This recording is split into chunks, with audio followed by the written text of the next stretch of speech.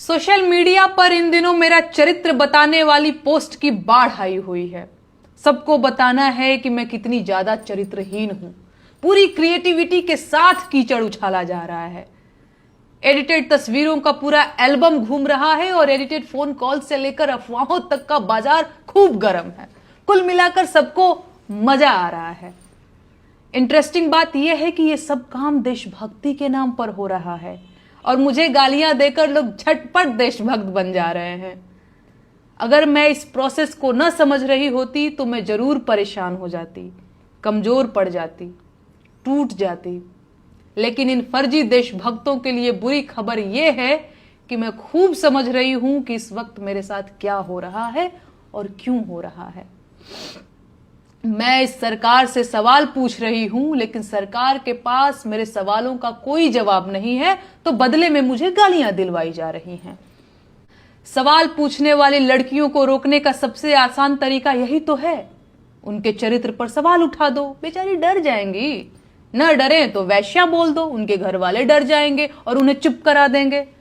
फिर भी ना माने तो देशद्रोही और गद्दार बोल दो, FIR दर्ज करा दो, जेल का डर दिखा दो। ये लोग इतने कायर हैं कि सवाल पूछने वाली एक लड़की को बर्दाश्त नहीं कर पा रहे हैं। पूरी IT सेल की फौज लगा रखी है। मेरा फोन नंबर तक वायरल कर दिया गया है। डेली सैकड़ों फोन कॉल्स आ रहे हैं और ये सब सिर्फ इसलिए कि मेरा हौसला टूट जाए। मुझे गालियां देने वाले लोग कोई और लोग नहीं हैं। ये वही लोग हैं जिन्होंने सावित्रीबाई फुले के ऊपर कीचड़ फेंका था। ये वही लोग हैं जिन्होंने सुकरात को जहर का प्याला देकर मार दिया था। ये वही लोग हैं जिन्होंने ब्रूनो को सच बोलने के लिए जिंदा जला दिया था। ये वही लोग हैं जिन्होंने मीराबाई राठौर को जहर देकर मारने की कोशिश की थी। ये वही लोग हैं जिन्होंने माता सीता को अग्नि परीक्षा देने के लिए मजबूर कर दिया था। ऐसे मूर्ख और धूर्त हर युग हर जमाने में हुए हैं और मैं इस परिदृश्य को बहुत कायदे से समझ रही हूं।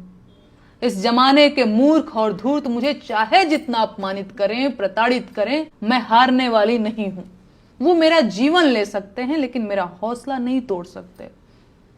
सुकरात अगर जहर का प्याला न पीता तो मर चुका होता, पर सुकरात आज भी इसीलिए जिंदा है क्योंकि उसने झूठ बोलने के बदले जहर पीना स्वीकार किया। मैं इस देश के लोकतंत्र को बचाने की लड़ाई लड़ रही हूं। आम जनता के उन मुद्दों की लड़ाई लड़ रही हूं जिन्हें सरकार में बैठे लोगों ने पीछे धकेल दिया है। इस देश की जनता को रोजगार चाहिए सर, महंगाई से छुटकारा चाहिए, अच्छे स्कूल और अच्छे अस्पताल चाहिए, अस्पतालों में डॉक्टर और स्कूलों में शिक्षक चाहिए। आम जनता को हिंदू मुसलमान और मंदिर मस्जिद के झगड़े नहीं चाहिए।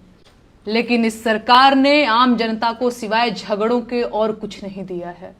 सरकार इस देश को कमजोर कर रही है और मैं ये होने नहीं दूंगी। ये देश इस सरकार की जागीर नहीं है और प्रधानमंत्री देश के मालिक नहीं हैं। मैं ये बात 1000 बार बोलूंगी, फिर चाहे इसके लिए मुझे जहर का प्याला ही क्यों न पीना पड़े। इस देश के हाकिम को पता होना चाहिए कि मैं सिकंदर लोदी से नहीं डरती हूं। बाकी इस देश के महिला आयोग से मुझे कोई शिकायत नहीं है। आपकी मजबूरी मैं समझ सकती हूं। भाजपा के नेता महिलाओं पर जिस मुखरता से बयान दे रहे हैं उसे देखकर मैं आपकी हालत का अंदाजा लगा पा रही हूं। तो आप लोग अपना ख्याल रखिए। नमस्ते जीत जी।